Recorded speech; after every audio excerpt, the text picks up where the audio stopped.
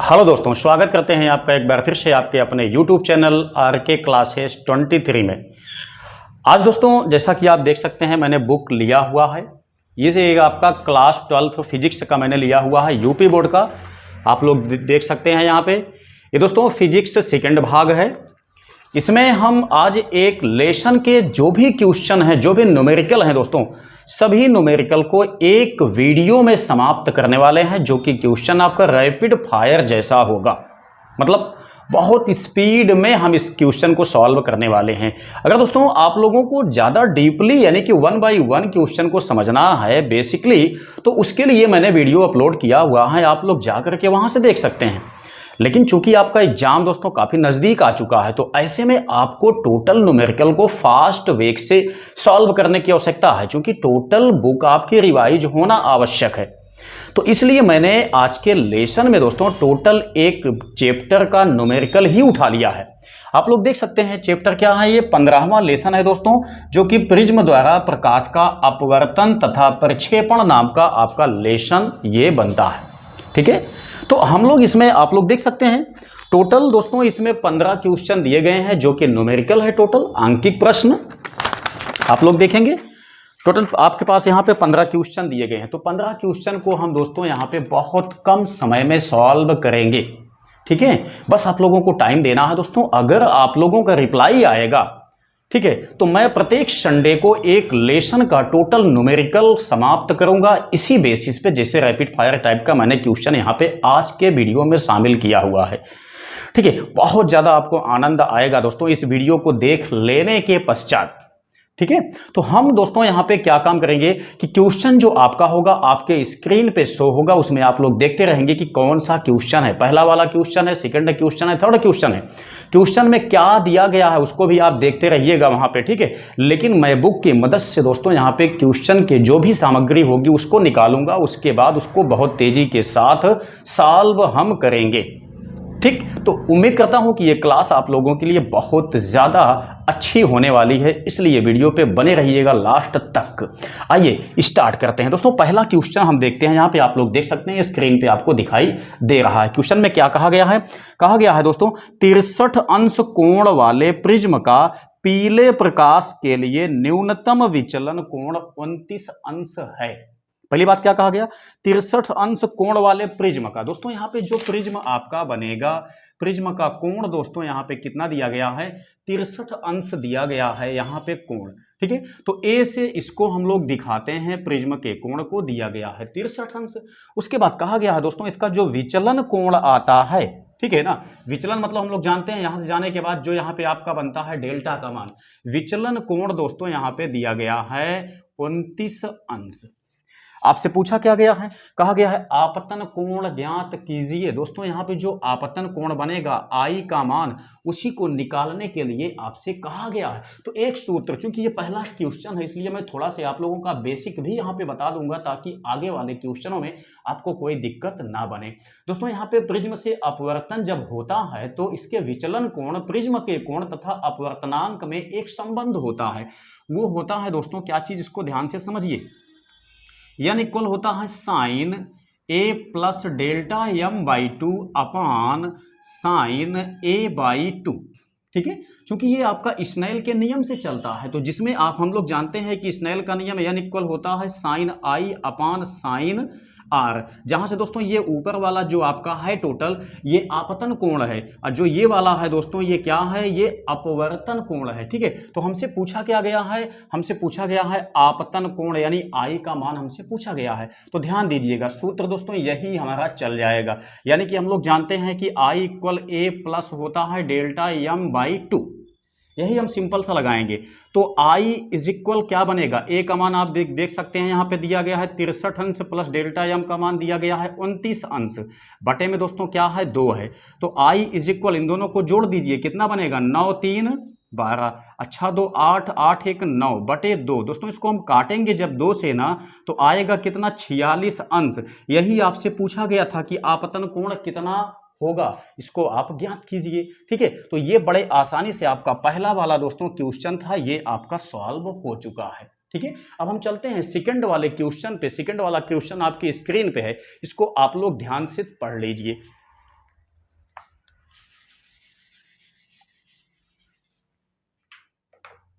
तो दोस्तों आपने पढ़ लिया होगा निश्चित ही क्वेश्चन को। तो हम देखते हैं यहाँ पे दिया क्या गया है। दिया गया है 1.5 अपवर्तनांक के प्रिज्म का कोण, ठीक है, 1.5 अपवर्तनांक, तो n का मान दिया गया है 1.5, प्रिज्म का कोण a का मान दिया है दोस्तों, कितना दिया गया है, कहा गया है 60 अंश है। उसके बाद कहा गया तो प्रिज्म का अल्पतम विचलन कोण ज्ञात कीजिए। दोस्तों यहाँ पे अल्पतम विचलन कोण आपसे पूछा गया है, ठीक है। इसको हम कैसे सॉल्व करेंगे इसको आप अच्छे से समझ लीजिए, क्योंकि दोस्तों हम लोग जानते हैं, अभी मैंने यहाँ पे एक सूत्र लिखा हुआ है, n इक्वल इतना होता है, तो हमसे यहाँ से विचलन कोण का मान पूछा गया है, तो यही वाला सूत्र हमको टोटल इसमें अप्लाई करना पड़ेगा। तो n का मान आप देखेंगे तो दिया गया है 1.5, उसके बाद क्या है साइन a का मान दिया गया है आपके पास 60 अंश प्लस डेल्टा m हमें फाइंड करना है बटे में 2 बटे में साइन a का मान दोस्तों यहाँ पे देखिए 60 दिया गया है, बटे में हो गया 2, ठीक है। यहाँ पे देखेंगे 1.5 है, ये आपका sine 60 plus delta m by 2 हो गया, बटे में साइन 60 में 2 से भाग देंगे दोस्तों तो कितना आएगा, साइन 30 आएगा, तो साइन 30 का मान कितना हो गया, 1/2 हो गया। तो इससे आप यहाँ मल्टीप्लाई कर दीजिए, तो 1.5 इंटू 1/2 ये हो गया कितना, साइन 60 प्लस डेल्टा m बटे में 2, ठीक है, इतना दिया गया है।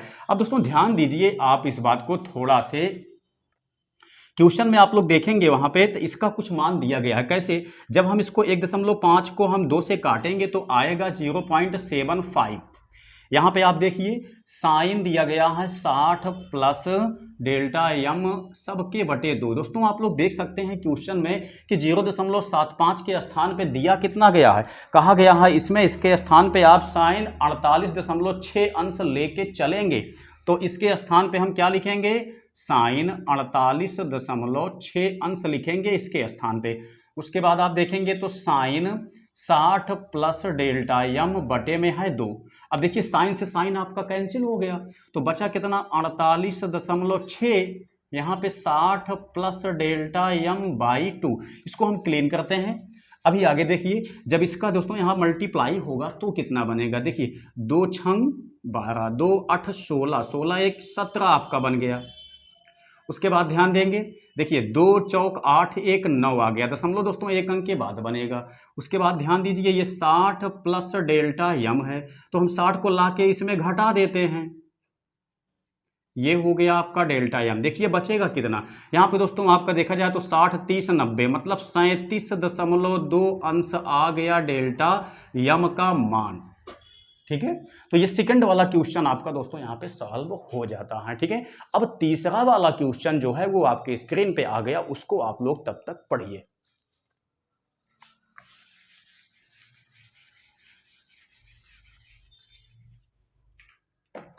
तो दोस्तों अब हम देखेंगे तीसरा क्वेश्चन क्या है। तीसरा आपने पढ़ा होगा तो कहा क्या गया, किसी प्रिज्म के लिए अल्पतम विचलन कोण 30 अंश है। ध्यान दीजिए, किसी प्रिज्म के लिए अल्पतम विचलन कोण का मान जो है वो कितना है, 30 अंश है। अल्पतम विचलन मतलब डेल्टा m का मान, ठीक है, 30 अंश है। आगे कहा गया प्रिज्म कोण 60 अंश है, प्रिज्म कोण a से दर्शाते हैं 60 अंश है। उसके बाद कहा गया है प्रिज्म के पदार्थ का अपवर्तनांक ज्ञात कीजिए, यानी n का मान हमें ज्ञात करना है, ठीक है। उसके बाद दोस्तों नीचे देखेंगे आप तो इसी क्वेश्चन में दिया गया है कि साइन 45 का मान 1/√2, साइन 30 का मान 1/2 लेके चलिए, जो कि होता ही है इतना, ठीक है। तो हम सूत्र वही लगाएंगे, n equal sine a plus delta m बटे 2 बटे में हो गया साइन a बाई 2। तो n हमको निकालना है, तो n इक्वल साइन a का मान देखिए कितना है 60 है, प्लस डेल्टा m का मान कितना है 30 है, बटे में हो गया 2, सबके बटे साइन a के स्थान पे देखिए 60 है, बटे में 2। अब दोस्तों ध्यान दीजिए ये आपका n आपसे पूछा गया है, तो यहाँ देखेंगे तो कितना हो गया 60 प्लस 30 90 हो गया, 90/2 काटेंगे कितना आएगा 45 आएगा। यहाँ पे दोस्तों देखिए साइन 60/2, 60 में 2 से भाग देंगे तो 30 आएगा, तो यहाँ बन गया आपका साइन 30 अंश। दोस्तों आप देखिए साइन 45 का मान 1/√2 दिया हुआ है, ठीक है। अच्छा उसके बाद साइन 30 का मान कितना दिया है 1/2 दिया है। इसका हम जब मल्टीप्लाई कर देंगे तो n इक्वल आपका बनेगा कितना 2/√2 बचेगा, ठीक है। √2 से अगर हम इसमें अंश में गुणा भाग कर देते हैं तो n इक्वल आ गया अंश पे 2 √2 बटे दोस्तों नीचे आ गया 2। इसको हम इससे काटेंगे तो n इक्वल आपका निकला कितना √2। आप जानते होंगे √2 का मान कितना होता है, 1.414 होता है। ठीक है, तो ये तीसरा वाला क्वेश्चन दोस्तों आपका जो था बहुत ही आसान तरीके से सॉल्व हो चुका है। ठीक, तो हम रुकेंगे नहीं, हम चौथा क्वेश्चन देखेंगे। चौथा क्वेश्चन आप लोग देखिए आपके स्क्रीन पे दिया गया है।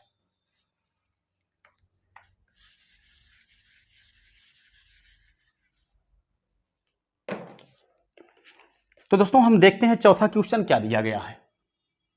इसमें कहा गया है एक पतले प्रिज्म का प्रिज्म कोण 4 अंश है। पतला प्रिज्म की बात कह दिया है, ठीक है ना। तो इसका दोस्तों जब पतला प्रिज्म है, प्रिज्म कोण दिया हुआ है कितना, 4 अंश। आगे आपसे पूछा गया है, कहा गया तथा इसके पदार्थ का अपवर्तनांक को n से दर्शाते हैं 1.5 दिया गया है। कहा गया है प्रिज्म द्वारा उत्पन्न विचलन कोण ज्ञात कीजिए। दोस्तों हमें विचलन कोण ज्ञात करना है, ठीक है।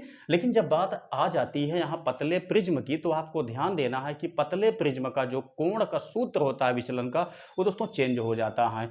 वो क्या होता है, ध्यान दीजिए, डेल्टा m इक्वल होता है n-1 इंटू a। ठीक है, तो यही हमसे पूछा गया है। तो डेल्टा m इक्वल n के स्थान पे देखिए दिया है 1.5 -1 इंटू a का मान दिया गया है 4 अंश। दोस्तों यहां से डेल्टा m का मान देखिए 1.5 में से 1 घटाएंगे तो बचेगा कितना, 0.5 बचेगा। उसके बाद यहाँ पे 4 है, जब इसका मल्टीप्लाई किया जाएगा तो 5 चौका 20 हो जाएगा, 2.0 अंश। ये आ गया आपका अल्पतम विचलन कोण का मान। ठीक, तो ये चौथा क्वेश्चन आपका सॉल्व हो चुका है। उम्मीद करते हैं कि यहां तक आप लोग बिल्कुल समझ गए होंगे। अगला क्वेश्चन चलते हैं जो कि 5वां वाला है।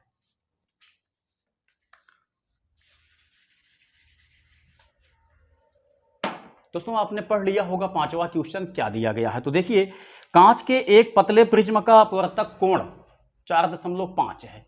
ठीक है, अपवर्तक कोण कहा जाए चाहे प्रिज्म कोण कहा जाए, सब बात एक ही है। ठीक है, तो यहां से देखिए अपवर्तक कोण दिया गया है 4.5 अंश।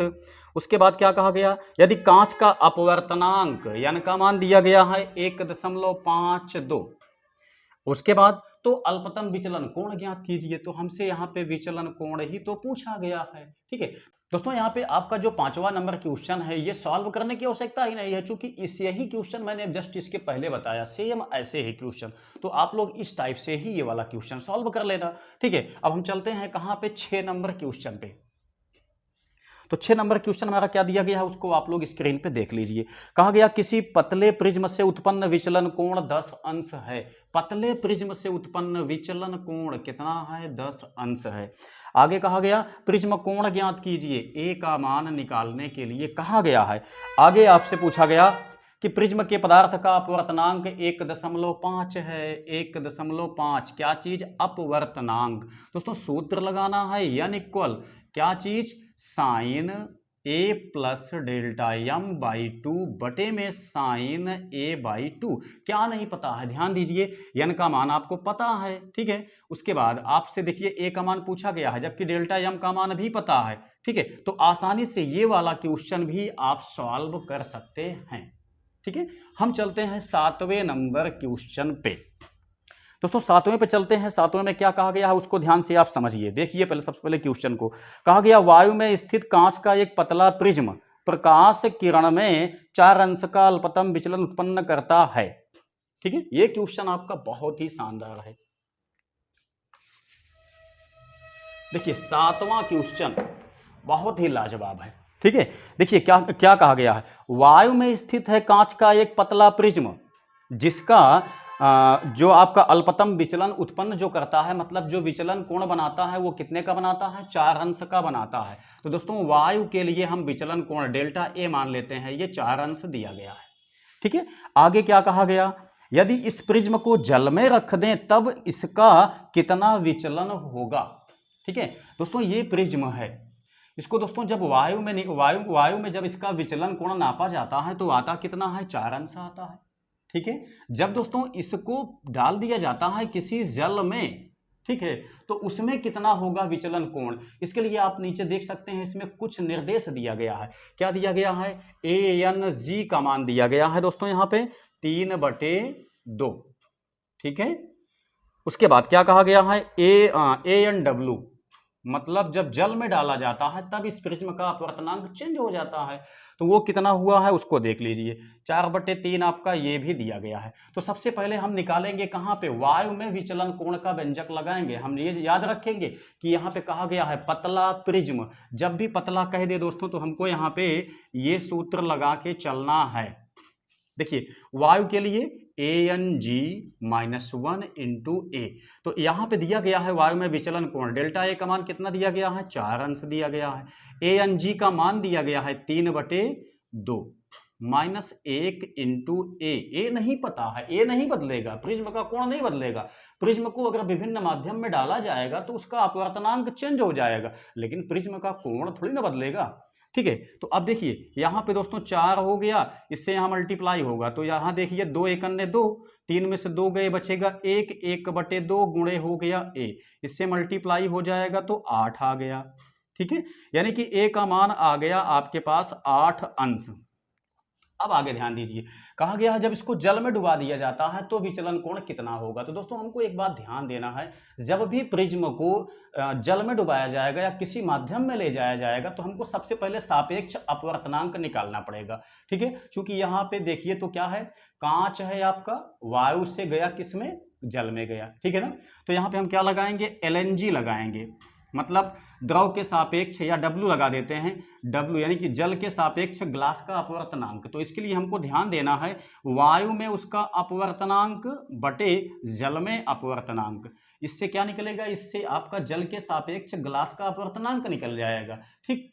तो ध्यान दीजिए यहाँ पे ANG का मान कितना दिया है, 3/2, ANW का मान 4/3, तो इसका यहाँ मल्टीप्लाई होगा तो 3 × 3 = 9 बटे 4 दूनी 8, तो यहाँ निकल गया हमारे पास WNG। अब इसकी आवश्यकता हमें पड़ेगी, क्यों, क्योंकि जब हम जल में निकालेंगे विचलन कोण डेल्टा W तो हम लेके चलेंगे क्या चीज, यहाँ पे लेके चलेंगे WNG-1 इंटू A, ठीक। तो यहाँ पे देखिए डेल्टा आपका हो गया W, विचलन कोण जल में, यहाँ पे देखिए WNG का मान कितना दिया, 9/8 दिया, -1 इंटू A का मान दोस्तों यहाँ पे 8 है, हमने कहा बदलेगा नहीं, तो 8 लेके चलिए, डेल्टा W यहाँ पे दोस्तों 8 × 8, 9 में से 8 गए, बचेगा 1, 1/8 गुणे 8, इससे काटेंगे दोस्तों डेल्टा W का मान 1 अंश आ जाएगा, ठीक। तो ये कौन सा क्वेश्चन था, ये दोस्तों आपका 7वां नंबर का क्वेश्चन था। अब हम चलते हैं 8वें क्वेश्चन पे, आप लोग स्क्रीन पे तब तक पढ़िए।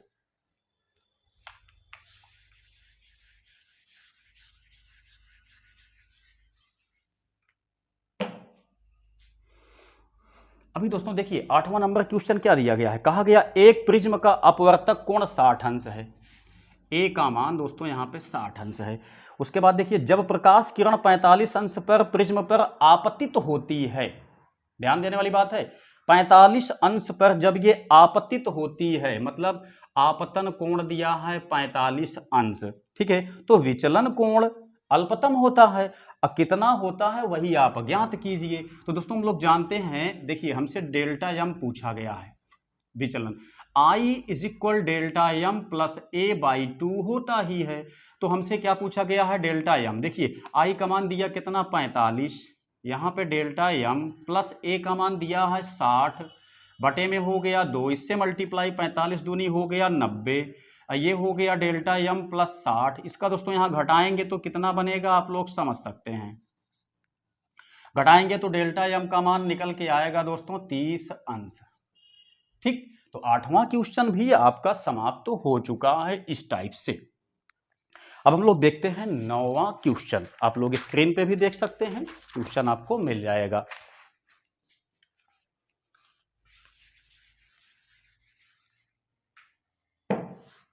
तो दोस्तों यहाँ पे हम 9वां क्वेश्चन देखेंगे। 9 के क्या दिया गया है देख लीजिए, कहा गया एक प्रिज्म के अपवर्तक तल में 48 अंश के आपतन कोण पर, 48 अंश के आपतन कोण पर, ठीक है, प्रकाश किरण गिरने पर प्रिज्म की अल्पतम विचलन स्थिति प्राप्त होती है। तो प्रिज्म कोण 60 अंश है, ए का मान 60 अंश है। तो अल्पतम विचलन कोण की गणना कीजिए। डेल्टा यम आपसे पूछा गया, अभी हमने बताया I equal A plus delta यम बटे 2। यही आप लगा दीजिए, आसानी से आपका क्या निकलेगा, डेल्टा यम निकल जाएगा, जैसा हमने अभी इसके पहले सॉल्व किया हुआ था। ठीक है, अब हम देखते हैं यहाँ पे 10 नंबर का क्वेश्चन जो कि आपके स्क्रीन पे है, आप लोग देख सकते हैं। ये क्वेश्चन दोस्तों काफी अलग टाइप का है। देखिए 10 नंबर में क्या दिया गया है। कहा गया किसी पदार्थ के बैगनी तथा लाल रंग के प्रकाश के लिए अपवर्तनांक क्रमशः 1.454। देखिए बैगनी तथा लाल रंग के लिए अपवर्तनांक, दोस्तों हम लोग जानते हैं प्रिज्म में होता क्या है, जब प्रकाश आती है तो यहां जाने के पश्चात ये इस टाइप से विचलित हो जाती हैं। ठीक है, जहां बैगनी ये होता है, लाल आपका सबसे ऊपर होता है। तो कहा गया बैगनी रंग के लिए अपवर्तनांक यानी भी लिख लेते हैं 1.54, लाल रंग के लिए अपवर्तनांक यानी आर ले लेते हैं। कहा गया कितना है 1.51। तो कहा गया कि जो आपका प्रिज्म बना हुआ है दोस्तों उसका कोण है कितना, 5 अंश। तो कोणीय प्रक्षेपण ज्ञात कीजिए। क्या ज्ञात कीजिए, कोणीय प्रक्षेपण। दोस्तों कोणीय प्रक्षेपण थीटा होता है, कहाँ बनता है, एक बात आप लोग ध्यान दीजिए दोस्तों, जब हम यहाँ से बैगनी रंग को, जब यहाँ से प्रकाश को डालते हैं, यहाँ पहुँचने के बाद जब इसका अपविचलन होता है तो बैगनी तो आपका नीचे जाता है, इसको हम आगे बढ़ाते हैं डॉट लाइन से। लाल आपका ऐसे जाता है, इसको हम आगे बढ़ाते हैं डॉट लाइन से। तो दोस्तों यहाँ पे ये दोनों आपस में कहीं ना कहीं काटते हैं, जहाँ पे काटते हैं ना डॉट लाइन से, वही बनता है आपका कोण, और इसी को कहा जाता है कोणीय प्रक्षेपण या प्रक्षेपण कोण। तो देखिए इसका सूत्र क्या होता है, थीटा इक्वल, दोस्तों प्रक्षेपण का सूत्र ध्यान दीजिए, थीटा इक्वल होता है डेल्टा, देखिए डेल्टा वी माइनस होता है डेल्टा आर, जो कि ये आपका है। ठीक है, अब इसी चीज को दोस्तों हम लोग सॉल्व करते हैं, जब डेल्टा बी डेल्टा आर का मान रखते हैं अपवर्तनांक के पदों में तो आता है N B minus N R into A आ जाता है। ठीक, ये कोणीय प्रक्षेपण का सूत्र है किसके संबंध में, अपवर्तनांक जब दोनों के अलग अलग दिए गए हो तब। तो यही आपसे पूछा गया है। एन बी का मान आप देख सकते हैं 1.54 माइनस एन आर का मान आप देख सकते हैं 1.51, डेल्टा मतलब ए अपवर्तक कोण का मान 5 है। इसमें जब इसको हम घटाएंगे ना तो 0.3 आएगा, गुणे हो गया 5, इसका मल्टीप्लाई 5 तिहाई 15, 0 दोस्तों यहाँ पे 1.5 अंश आपका कोणीय प्रक्षेपण आ गया है। ठीक है, तो 10 नंबर तक क्वेश्चन हो गया, बच्चा हमारे पास 5 क्वेश्चन है। ठीक है, उसको भी हम बहुत कम टाइम में ही बैकअप करेंगे। तो यहां पे देखिए 11वां क्वेश्चन,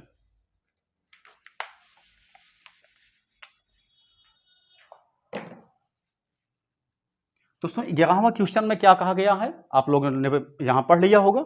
देखिए फ्लिंट कांच के लिए बैगनी एवं लाल रंगों के प्रकाश हेतु अपवर्तनांक दिए गए हैं, किसके किसके, बैगनी तथा लाल रंग के अपवर्तनांक, एन वी बैगनी, एन आर लाल। ठीक है, तो बैगनी रंग के लिए दिया गया है 1.632, वहीं लाल रंग के लिए दिया गया है 1.613। तो कहा गया है कि प्रिज्म के पदार्थ के विक्षेपण क्षमता की गणना कीजिए। दोस्तों ये क्वेश्चन आपका चेंज हो गया है, ठीक है ना, विक्षेपण क्षमता की गणना कीजिए। तो ध्यान दीजिए विक्षेपण क्षमता का सूत्र क्या होता है उसको आप लोग समझिए। दोस्तों विक्षेपण क्षमता को ओमेगा से दर्शाया जाता है, ओमेगा इक्वल होता है delta we minus delta R बटे होता है डेल्टा वाई माइनस 1। ठीक, ये सूत्र आपका चलता है, तो इसी को हमको यहाँ पर लेके नहीं यहाँ पे होता है डेल्टा वाई, इतना होता है, इसी को हमें लेकर के यहाँ पे चलना है। ठीक है, तो ये पतले प्रिज्म के लिए आपका काफी हद तक मान्य होता है। लेकिन हमारे पास दोस्तों यहाँ पे जो दिया गया है ये संबंध किसके पदों में दिया गया है, यहाँ विचलन कोण के पदों में दिया गया है, लेकिन जो हमें यहाँ पे मान प्राप्त है वो अपवर्तनांक हैं, वो भी बैगनी तथा लाल, पीले वाले के लिए नहीं है। डेल्टा वाई क्या है, पीले प्रकाश के लिए यहाँ पे विचलन कोण है, तो पीले वाले के लिए नहीं। तो सबसे पहले हम यहाँ से पीले वाले प्रकाश के लिए निकालेंगे विचलन, अपवर्तनांक निकालेंगे। तो दोस्तों इसके लिए देखिए एन वाई इज इक्वल हम लेके चलेंगे तो N V plus N R बटे में हो जाएगा कितना 2। तो N Y is equal N V का मान देखिए 1.632 प्लस एन आर का मान 1.613 बटे में कितना लिखेंगे हम 2 लिखेंगे। ये सूत्र आपका होगा उसके बीच का हम निकाल सकते हैं। तो एन वाई देखिए जोड़िए इसको 3 2 5 3 1 4, 6 6 12, 1 1 2 1 3, दशमलव आपका 3 अंक के बाद बटे में आ गया 2। इसको हम काटेंगे तो कितना बनेगा, 2 1 2 और 2 छंग 12, 2 दूनी 4, 2 दूनी 4, 2 पंचे 10, इतना आपका आ जाएगा एन वाई का मान। तो सिंपल सा इसी चीज को आप यहाँ से बदल दीजिए। कैसे बदलेंगे, ध्यान दीजिए। यहाँ पे दोस्तों हम इसको बदलेंगे सूत्र को। इसके स्थान पे हमने अभी आपको दिखाया था, होता क्या है, N V minus N R into A बटे में दोस्तों यहाँ डेल्टा वाई वाला सूत्र हम लगा देंगे N Y minus 1 into A से। ठीक है, तो डेल्टा वाई के स्थान पे हम इतना वैल्यू लेके चलेंगे, तो N Y minus 1 into A से ए आपका हो गया कैंसिल। उसके बाद देखिए W is equal N V minus N R बटे में दोस्तों क्या हो गया, एन वाई माइनस 1। अब आपके पास सिंपल सा काम हो गया है, एन बी का मान दोस्तों यहाँ पता है, एन आर का मान यहाँ पता है, एन वाई का मान दोस्तों ये हमने निकाला हुआ है। सभी मान पुटअप करके सॉल्व कर दीजिए, ये क्वेश्चन आपका समाप्त हो गया। ठीक है, अब दोस्तों इसको सॉल्व करना तो बहुत आसान काम है। अब इसको हम सॉल्व करके दिखाएं, ये तो आपके लिए अच्छी बात नहीं है। यहाँ तक तो आपका काम, दिक्कत तो यहाँ तक का है। यहाँ क्या बच्चा, यहाँ आपका मान रखना है, उसके बाद सॉल्व कर देना है। ठीक है, तो हम चलते हैं अगले क्वेश्चन पे।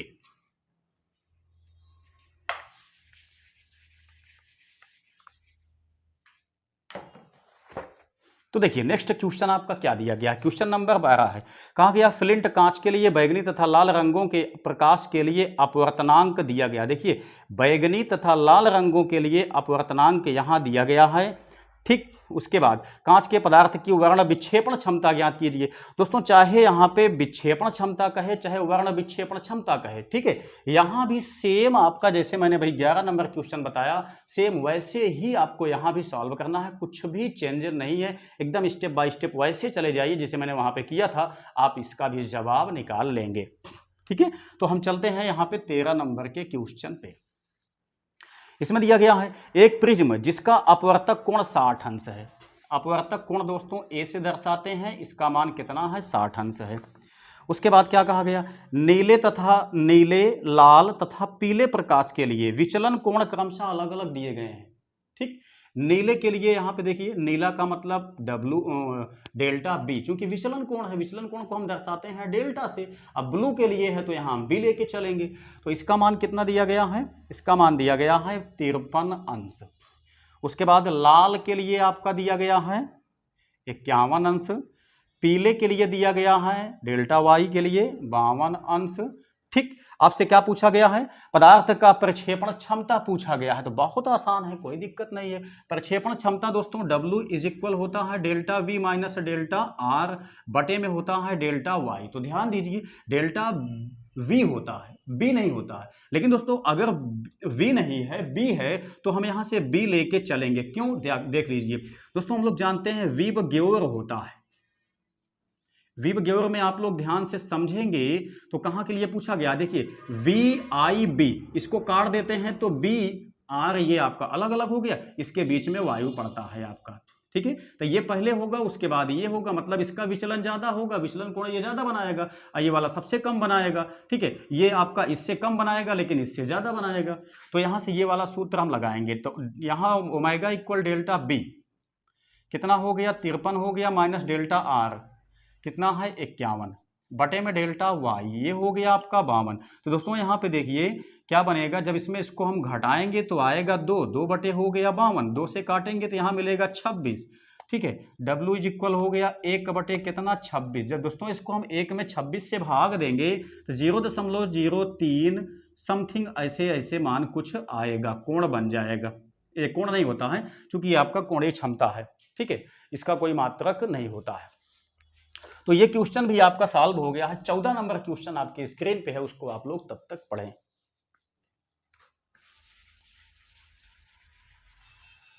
तो देखिए 14 नंबर क्वेश्चन क्या कहा गया, फ्लिंट कांच के लिए बैगनी, पीले तथा लाल रंगों के प्रकाश के लिए अपवर्तनांक दिए गए हैं। ठीक, तो देखिए बैगनी के लिए यहाँ पे अपवर्तनांक NV है, कितना दिया गया है 1.632। उसके बाद पीले के लिए दिया गया है NY 1.620। उसके बाद लाल के लिए दिया गया है आपके पास 1.613। पूछा क्या गया है, फ्लिंट कांच के पदार्थ की वर्ण विक्षेपण क्षमता। दोस्तों W का मान पूछा गया है। W इक्वल आपका देखिए क्या होता है, NV माइनस NR बटे होता है NY माइनस 1। ठीक, तो सब कुछ पता है। NB का मान आपके पास पता है, NR का मान आपके पास पता है, NY का मान आपके पास पता है। ये सूत्र लगा के सॉल्व कर देंगे। ठीक है, ये भी क्वेश्चन आपका आसानी से सॉल्व हो जाएगा। अब देखिए लास्ट वाले क्वेश्चन पे हम लोग पहुंच आए हैं। यहाँ पे कोई दिक्कत नहीं है, बहुत आसानी से इसको भी हम सॉल्व करेंगे। आप लोग देखिए,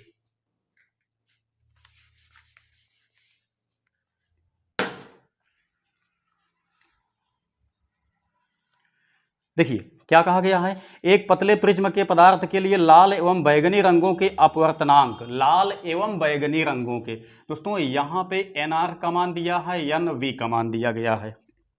चूंकि है क्या चीज, अपवर्तनांक। लाल के लिए 1.61, बैगनी के लिए 1.65। आगे कहा गया पदार्थ की विक्षेपण क्षमता।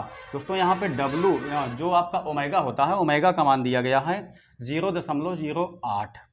उसके बाद प्रकाश के पीले रंग के लिए प्रिज्म का विचलन कोण। दोस्तों यहाँ पे डेल्टा Y का मान दिया गया है, कितना दिया गया है, 5 अंश दिया गया है। आपसे पूछा गया है क्या चीज, प्रिज्म का कोण पूछा गया है। तो हम आसानी से यहाँ पे निकाल सकते हैं प्रिज्म का कोण।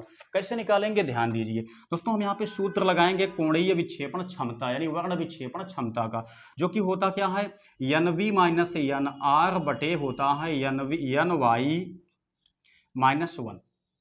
ठीक है, यही होता है। तो हमारे पास क्या चीज पता, हमारे पास यहाँ पे ये चीज नहीं पता है। ठीक है, तो हम इसके लिए दोस्तों क्या लेके चलेंगे, ध्यान दीजिए, इसमें होता क्या है, A होता है। हम यहाँ पे दोस्तों A लेके चलेंगे, A लेके अभी चलेंगे। तो ध्यान दीजिए ये मान हमको बिल्कुल भी नहीं पता है, कोई बात नहीं, हम निकाल लेंगे अभी। ठीक, तो देखिए इतना हम इसको हटा देते हैं, कोई बात नहीं है।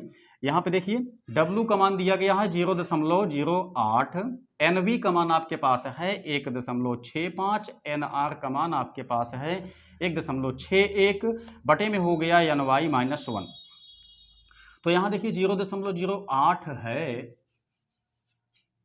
यहाँ इसको जब इसमें से हम इसको घटाएंगे तो क्या मिलेगा, 5 में से 1 गए, आया कितना 4, 6 में से 6 गए 0, 1 में से 1 गए 0, इतना हो गया, बटे में क्या आ गया NY माइनस 1।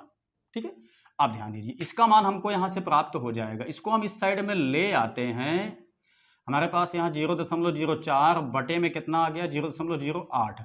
अब दोस्तों जब इसको हम काट देंगे, पॉइंट से पॉइंट को हटा देंगे, 4/8 आ जाएगा, 4 दूनी 8 यानी 1/2 आ गया।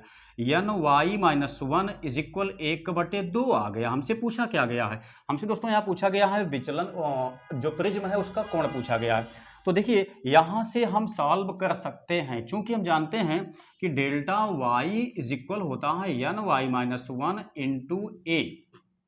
ठीक, तो डेल्टा Y का मान आपके पास दिया है 5, NY माइनस 1 का मान हमने निकाला कितना 1/2 इंटू दोस्तों A आ गया, इससे हम मल्टीप्लाई 5 दूनी 10 इज इक्वल A की वैल्यू आ गई कितना अंश, 10 अंश आ गई है।